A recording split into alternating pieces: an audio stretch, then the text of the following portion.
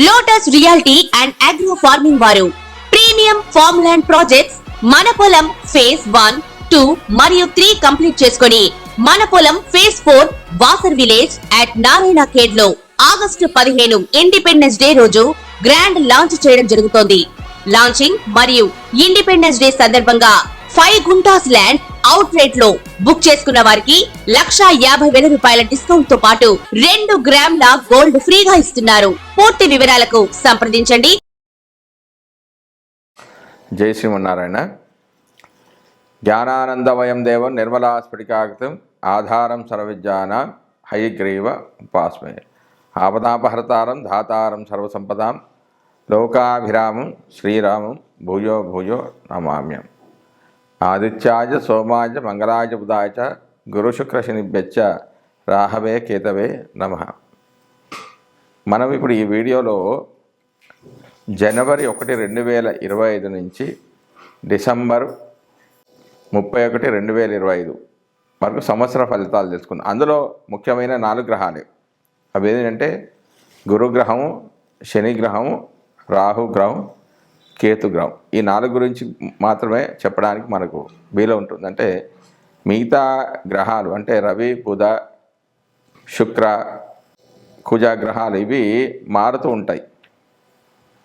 కొన్ని 30 రోజులు, కొన్ని 45 రోజులు. ముఖ్యంగా శని ఒక రాశిలో 2.5 సంవత్సరాలు ఉంటాడు. గురువు సంవత్సరం, రాహు కేతువులు సంవత్సరంన్నర ఎప్పుడు కూడా అవి వక్రగతిలో సంచరిస్తూ ఉంటాయి. మానవ జీవితంలో ఈ 4 గ్రహాలు అంటే గురువు, శని, రాహు, కేతువులు ప్రధాన పాత్ర వహిస్తాయి. ముందుగా మనం సంవత్సర గోచార ఫలితాలంటే ఏమిటి అనేది ప్రతి సంవత్సరము ఉగాది సందర్భంలో చేసే పంచాంగ శ్రవణంలో భాగంగా సంవత్సర గోచారాన్ని తెలియజేస్తారు. సాధారణంగా కూడా జరుగుతున్న సంవత్సరంలో తమకు సంబంధించిన శుభాశుభాలను తెలుసుకోవడం కూడా సంవత్సర గోచార ఫలితమే. ఈ విధానంలో ముఖ్యంగా ఆ సంవత్సరం శని, గురువు, రాహు, కేతువుల సంచారం ప్రధానంగా గమనిస్తారు. శని సంచరించే రాశి తమకు అనుకూలమా ప్రతికూలమా అని చూసుకోవడం అనేది ఉంటుంది.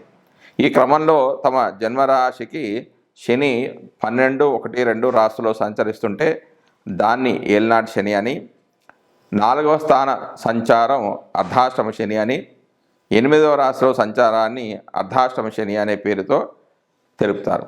ఈ కాలాల్లో అంటే 12లో ఉంటే విశ్రాంతి లేకపోవడం, 1లో ఉంటే శరీరమైన ఇబ్బందులు, 2లో ఉంటే ఆర్థిక ఇబ్బందులు, కుటుంబ కలహాలు, 4వ స్థానంలో ఉంటే సౌఖ్యం లేకపోవడం, 8వ స్థానంలో ఉంటే ఆకస్మిక నష్టాలు, అనారోగ్యాలు తెలియజేయబడతాయి.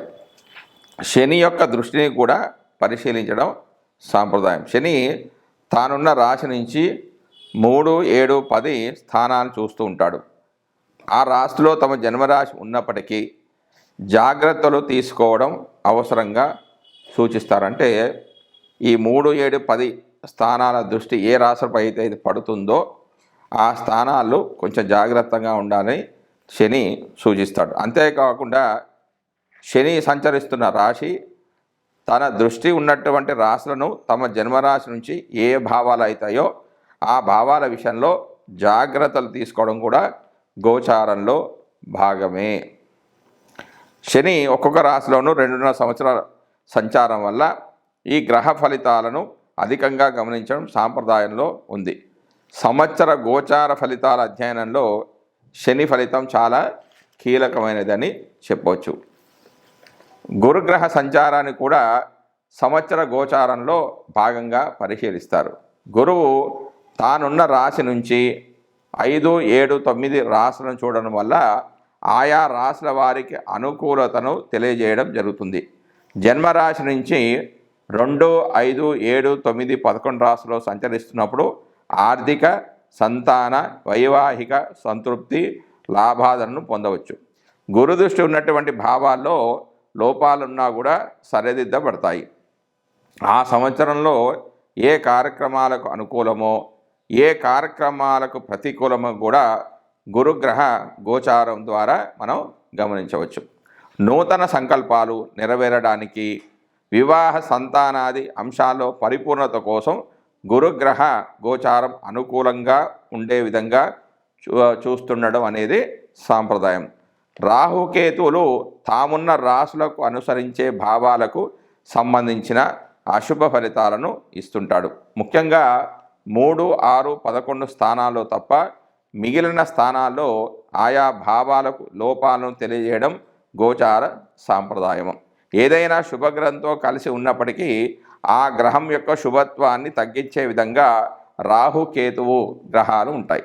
అందువల్ల ప్రతి రాశి వారికి రాహుకేతువు ఉన్నటువంటి భావాలను జాగ్రత్తగా చూసుకోవాల్సి ఉంటుంది.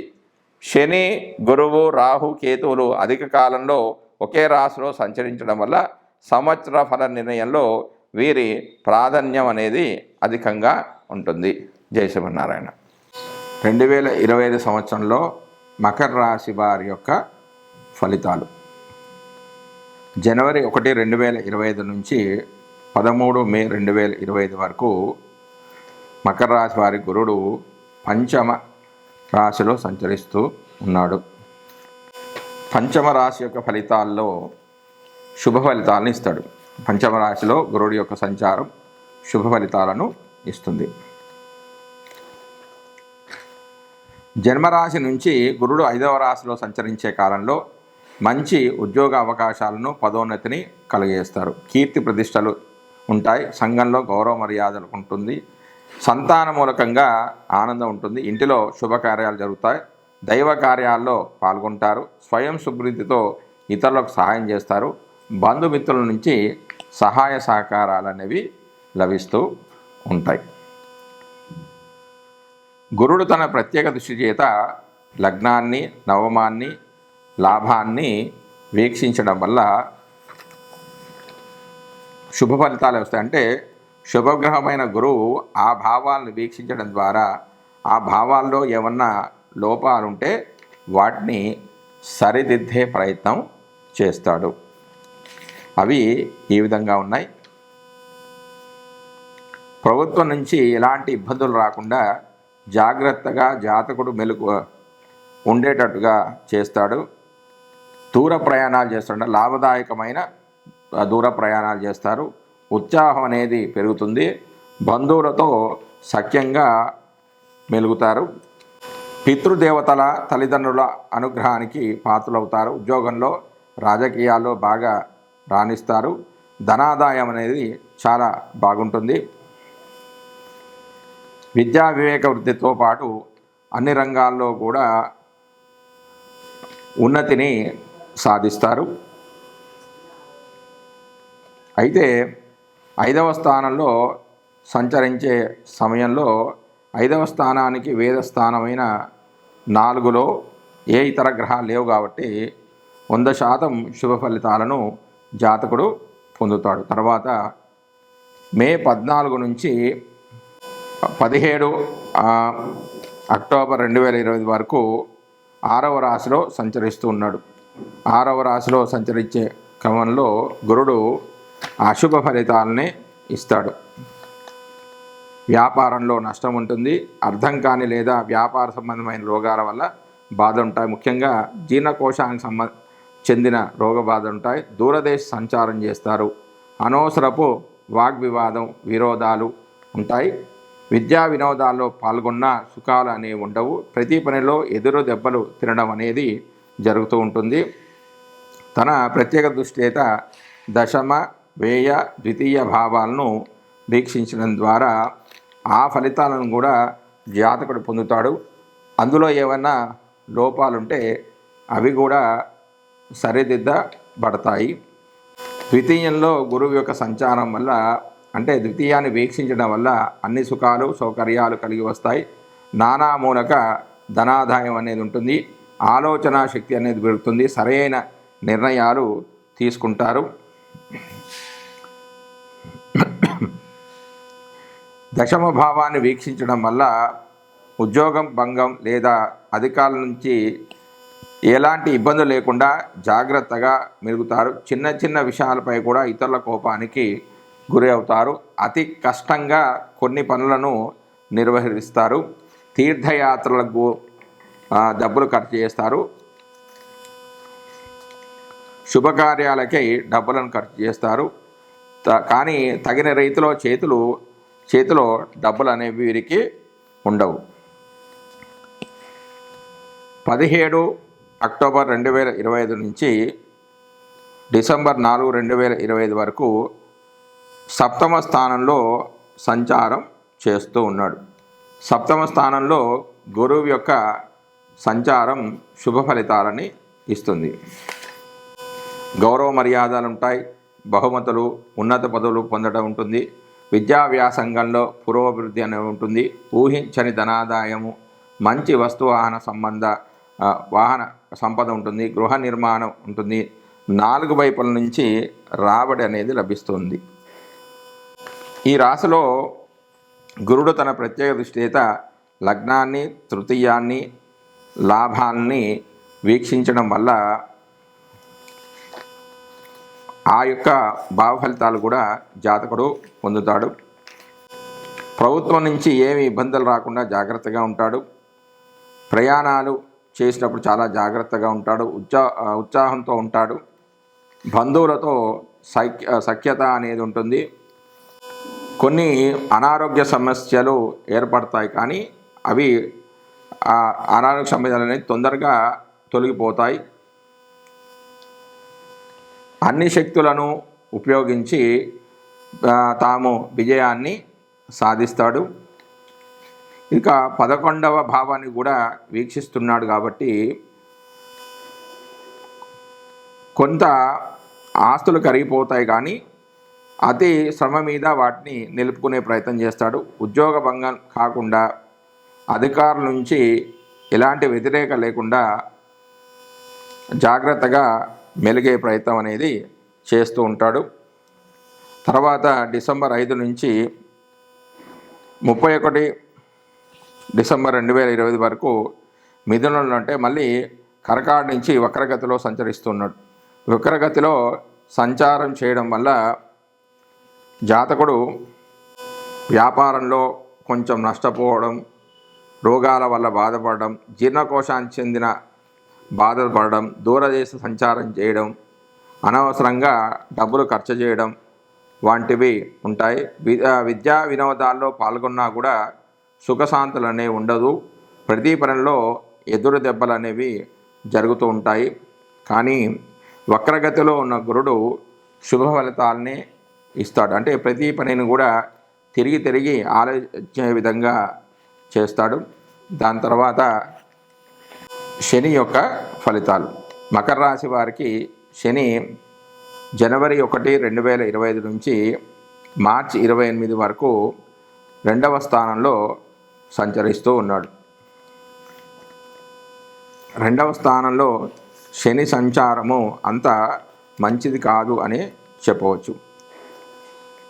జన్మరాశి నుంచి 2వ రాశిలో సంచరించే శని అసలు మేలు చేయడు. ఇది ఏలినాటి శనిలో 3వ భాగం. ఈ 2.5 సంవత్సరాల కాలంలో ధనాదాయం బాగుండవచ్చు, లేదా అత్యధికంగా ఖర్చులు ఉండవచ్చు.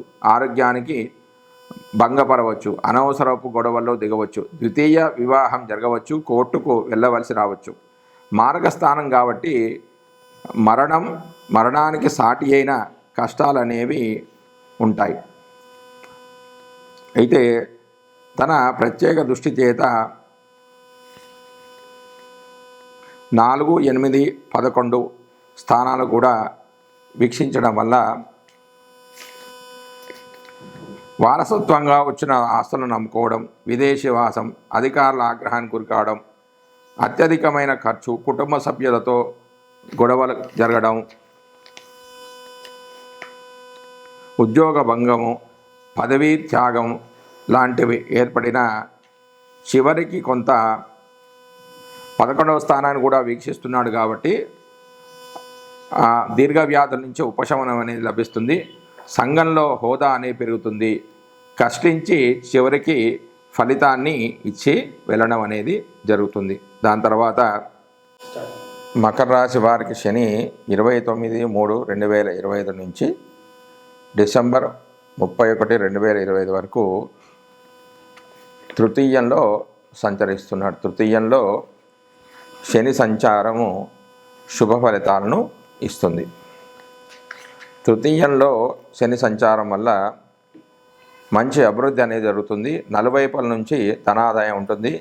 అన్ని శుభ ఫలితాలే ఉంటాయి. ఆరోగ్యం కుదుటపడి నూతన ఉత్సాహం అనేది ఉంటుంది. సంఘంలో మంచి గౌరవ మర్యాదలు, వేళకు భోజనం, విలాసమయ జీవితం అనేది ఉంటుంది. పదోన్నతి, ధారాపుత్ర సుఖము, వాహన పశు సంపదలు కూడా కలుగుతాయి.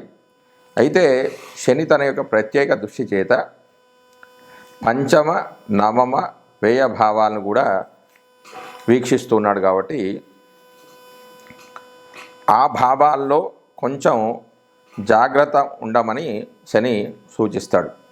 పంచమ భావాన్ని వీక్షించడం ద్వారా సంతాన విషయంలో కొంచెం జాగ్రత్తను చెప్తాడు. ఆరోగ్యం దెబ్బతినడము, విద్యాబుద్ధులు లోపించడము అనేవి ఉంటాయి. తనకు కూడా బుద్ధి మాధ్యం అనేది ఏర్పడుతుంది. ఏ విషయంలోనైనా సరైన అవగాహన అనేది ఉండదు. దుష్ట స్త్రీ సహవాసం వల్ల కుటుంబంలో కలతలు, ధన నష్టం అనేవి ఏర్పడతాయి. ఆరోగ్య లోపము, ధనలోపం అనేవి కూడా ఉంటాయి. తర్వాత నవమ స్థానాన్ని కూడా వీక్షించడం వల్ల అనవసరమైన ఖర్చులు అనేవి ఉంటాయి. తండ్రికి అంత మంచిది కాదని చెప్పవచ్చు. ఏదో ఒక రకమైన మానసికమైన ఆందోళన అనేవి ఉంటాయి. కొన్ని సందర్భాల్లో వాహనం మూలకంగా లాభం అనేది వీరికి ఉంటుంది. ఆదాయం చాలా తక్కువగా ఉంటుంది. ఆరోగ్యం బాగా క్షీణిస్తూ ఉంటుంది. మూడవ స్థానం వేద స్థానమైన 12లో ఇతర గ్రహాలు లేవు కాబట్టి శని అన్ని శుభ ఫలితాలు ఇవ్వడం జరుగుతుంది. దాని తర్వాత రాహు ఫలితాలు. రాహువు జనవరి 1, 2025 నుంచి 17 మే 2025 వరకు తృతీయంలో సంచరిస్తున్నాడు. తృతీయంలో రాహు సంచారం శుభ ఫలితాలని ఇస్తుంది. కీర్తి, శరీర బలము, ప్రజల్లో మాటకు విలువ పెరగడం, ధనలాభము, సౌభాగ్యం వంటి అనుకూల ఫలితాలతో పాటుగా భాతృద్వేషం కూడా ఉంటుంది. అయితే రాహు తన సప్తమ దృష్టి చేత నవమ భావాన్ని వీక్షించడం వల్ల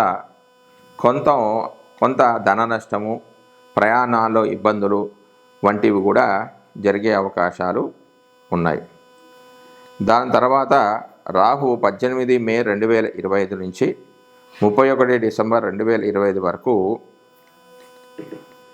కుంభరాశిలో సంచరిస్తూ ఉన్నాడు. అంటే ద్వితీయంలో సంచరిస్తూ ఉన్నాడు. ద్వితీయంలో సంచరించడం వల్ల కలహము, మనస్తాపము, అపకీర్తి, ధనం నష్టం, కష్టాలు, నష్టాలు వంటివి ఉంటాయి. తన ప్రత్యేక దృష్టి చేత అంటే తన సప్తమ దృష్టి చేత అష్టమ భావాన్ని వీక్షించడం వల్ల కార్యనాశనము, ప్రయాణ ఆయాసము, పెనాల్టీస్ కట్టడము, అనారోగ్య సమస్యలు, ఆందోళన, క్రూర జంతు భయము లాంటివి కూడా జరిగే అవకాశాలు ఉన్నాయి. మకర రాశి వారికి కేతువు జనవరి 1, 2025 నుంచి 17 మే 2025 వరకు నవమ స్థానంలో గోచరిస్తున్నాడు. నవమ స్థానంలో కేతువు అశుభ ఫలితాలు ఇస్తాడు. దూరదృష్టము, ప్రయాణాల్లో ఇబ్బందులు, పశు నష్టము, ధనధాన్య నష్టము, భాగ్యహీనత, భక్తి చింతన, వైరాగ్యం అనేది తగ్గిపోవడం లాంటివి జరుగుతూ ఉంటాయి.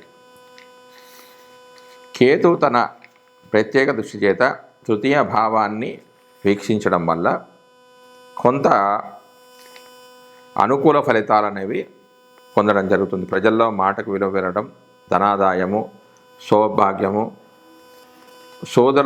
సోదరీమణుల యొక్క సహకారం అనేది లభించడం వంటి ఫలితాలు అనేవి జాతకుడు పొందుతాడు. తర్వాత 18 5 2025 నుంచి డిసెంబర్ 31 2025 వరకు సింహరాశిలోకి వస్తున్నాడంటే ఈ రాశి వారికి అష్టమ స్థానంలోకి ప్రవేశిస్తూ ఉన్నాడు కేతు. అష్టమ స్థానంలో వ్యతిరేక ఫలితాలనే ఇస్తాడు. అనారోగ్యము, ఆందోళన, క్రూర జంతు భయము, కార్యనాశనము, ప్రయాణ ఆయాసము, ప్రభుత్వ దండన, భయము, విచారం వంటి ప్రతికూల ఫలితాలే వస్తాయి. తర్వాత తన ప్రత్యేక దృష్టి చేత ద్వితీయ భావాన్ని వీక్షించడం ద్వారా కూడా వీరికి అపకీర్తి, ధన నష్టం, కలహము, మనస్తాపం వంటి వ్యతిరేక ఫలితాలే వస్తాయి. జై శ్రీమన్నారాయణ.